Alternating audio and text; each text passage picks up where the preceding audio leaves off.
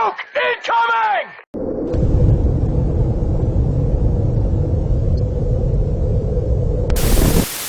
On 27th of May this year, which is 2021 in case this is being seen in the future, we were given a Nintendo Direct-esque presentation centered around the Sonic franchise called Sonic Central.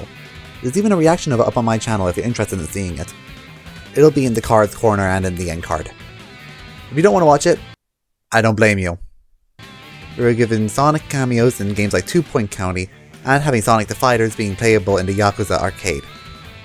A 2D collection called Sonic Origins of the 4 mainline Genesis games being 1, 2, CD, and 3K, with more Genesis games to come. A new Sonic game scheduled for 2022, which seems to be called Sonic Rangers as of the time writing the script. And the purpose of this video, a remaster of Sonic Colors called Sonic Colors Ultimate. I was initially underwhelmed as there are a lot more games that deserve the remaster treatment like Sonic 06 and Unleashed. By the way, I don't appreciate that bait you did. There it is! Unleashed PC! Here we go!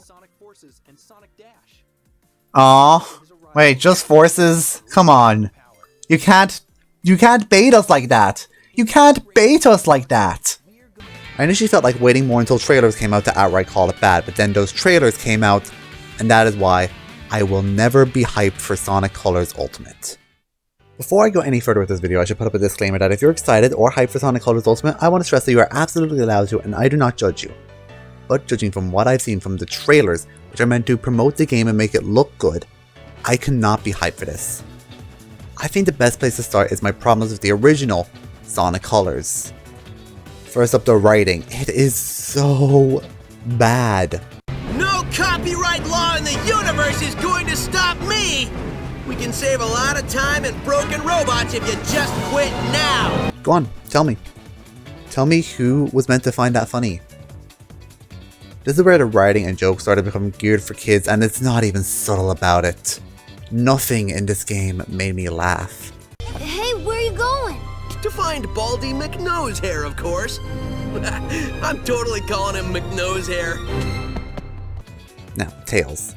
I'm gonna be honest and tell you Sonic's my favorite character, but Tails is my second favorite. But all he does in this game is learn how to translate what the Wisps are saying into English or whatever hypothetical language you're playing this in. And apart from that, he does nothing. He gets brainwashed for a whole 10 seconds, which would have actually been a really cool boss fight because obviously you don't want to hurt Tails, but you have to.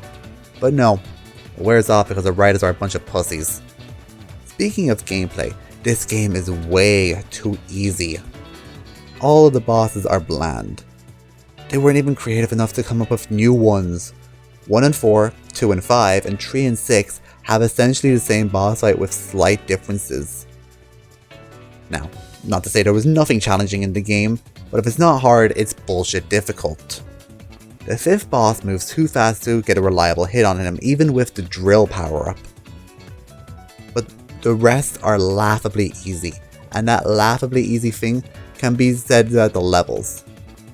The planets which you're exploring in these levels have Act 1 and 5 be full-size levels, with levels 2 to 4 being small minute-long levels.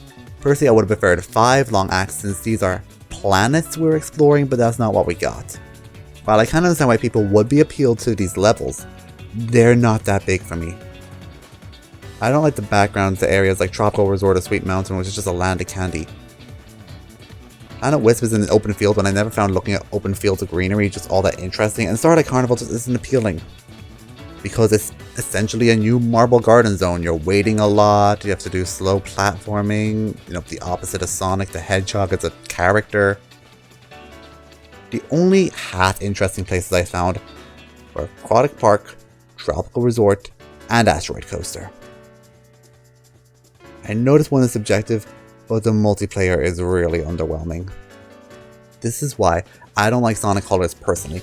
I feel like other games could use a remaster treatment more, like I said earlier. But now onto the problems with Ultimate specifically. And this is just from the trailers, and I understand that this could be better in the full game. But if they can't make 1 to 2 minutes of the game look good, then that should say something about the full game. Okay, let's get started. Firstly, the optional cosmetics. They look ugly to me. Who would want to put some of these cosmetics on Sonic? These gold ones, for instance, they clash against Sonic Blue.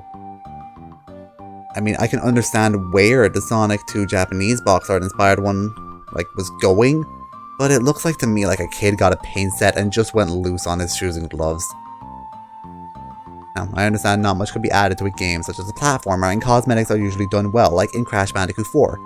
In that game, the cosmetics they gave Crash and Coco in that game were done really well, but Sonic didn't get the same treatment.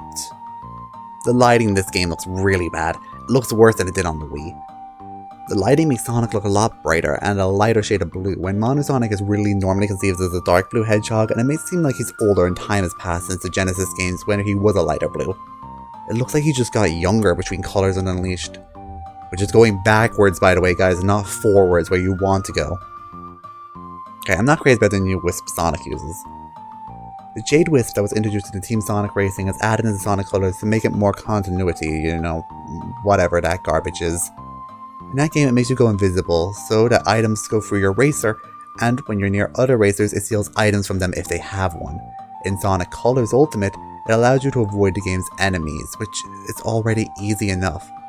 Now I admit, another purpose of the Jade Ghost is to already get to hidden areas, but it also allows you to avoid enemies when it's already easy enough to do so.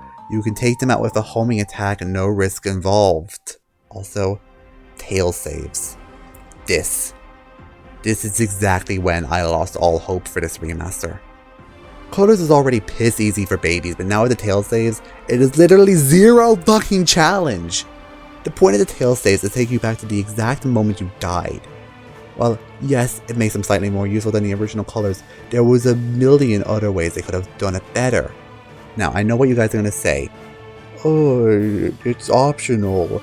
Deaths are an outdated mechanic. Yes, I know you guys will say that because I can predict what you're going to say in my comment section before you actually say it. Oh, and feel free next time to use ESP. I'm psychotic. I think you mean psychic. I'm pretty sure my therapist said psychotic. Firstly, if you want to play without lives, that's completely up to you. But being an adult, I'd like a game that actually gives me challenge, and that's something the original Colors didn't even do. Secondly, the Tails saves isn't optional. It outright replaces the life system. So you have to have this force crutch upon you when it could have easily been optional. But even if you want the minimal challenge this game brings, you can't have it because the Tails saves are forced upon you. And before you get me saying this game may be hard, no, it isn't. You can tell from the person demonstrating this game in the trailer that he died on purpose just to show off the Tails saves. If you wanted Tails to have a bigger role in the story, there were better ways you could have done it. You could have added levels where he was playable, rewrite the story, but nope, give the player a crutch, that's how we'll do it. And since now, lives aren't a thing, getting 100 rings will give you invincibility instead of an extra life. So the whole concept of holding rings is useless unless you want to, need invincibility. But you don't need it. The stages are big and open, so it's easy to evade enemy attacks, and enemies just die to a simple homing attack, so why would you go out of your way to get invincibility when it isn't needed for the difficulty facing you, which is not much? Also, what if Sonic Colors Ultimate is someone's first Sonic game? It will confuse the heck out of them to go back and play the older Sonic games, get 100 rings, and then not be invincible. Since we're on the topic of Tails, oh my god, who voiced him? It sounds like this guy. Also, no shit, Tails. Am I fighting Eggman's robots? Oh my gosh, Tails, hitting the button did something? I never would have guessed. Seriously, I hope the people who play this game have enough brain cells to realize, oh, there's a deactivated pulley over here. Maybe this button right next to it activated it. Dude, these clues are for brain-dead freaking zombies. Also, Eggman has funny lines, and he always has been comic relief, whether intentional or not. Please feel free to leave all valuables in your vehicle during your stay here at Eggman's incredible interstellar amusement park, as they will be perfectly safe. In no way will roaming bands of robots break into your vehicle. Our Lord Chaos knows that none of the story jokes are gonna land. The problem is that the lines he says coming from the speakers fade out the further you move from them. At Sonic speed, the joke fades out far too early before you even hear the punchline.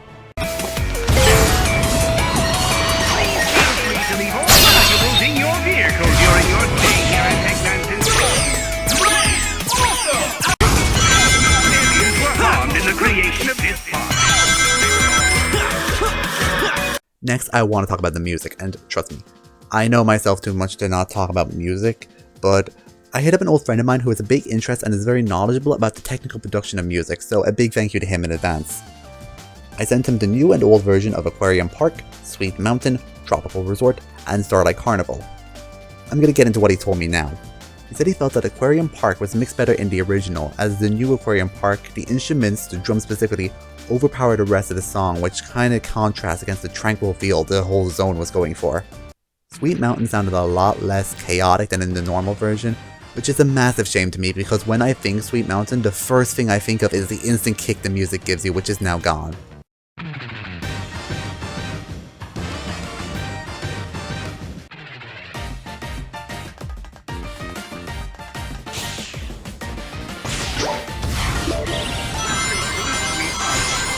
In Tropical Resort, he told me he preferred the riff bass in the remix, but it still felt like most of the instruments were removed, making the song lack energy.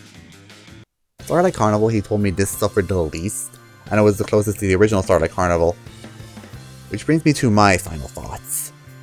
Every track in this remaster feels like there's something missing.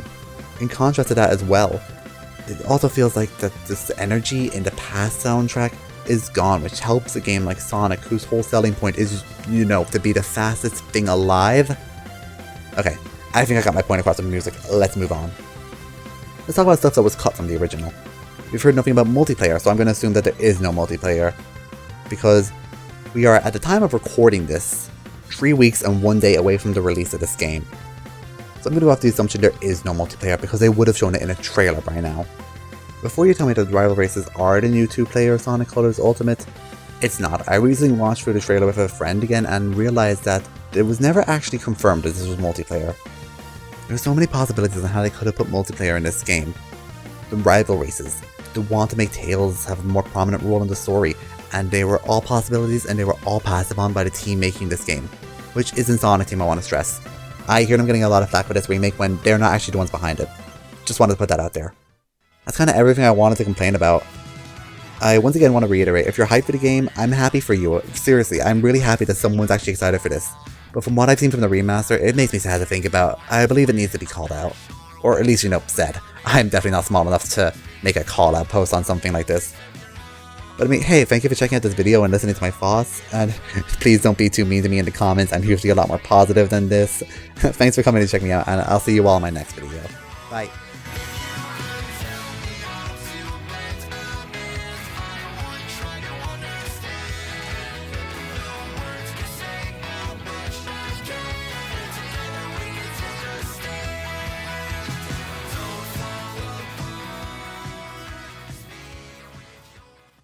Now let's never talk about this again!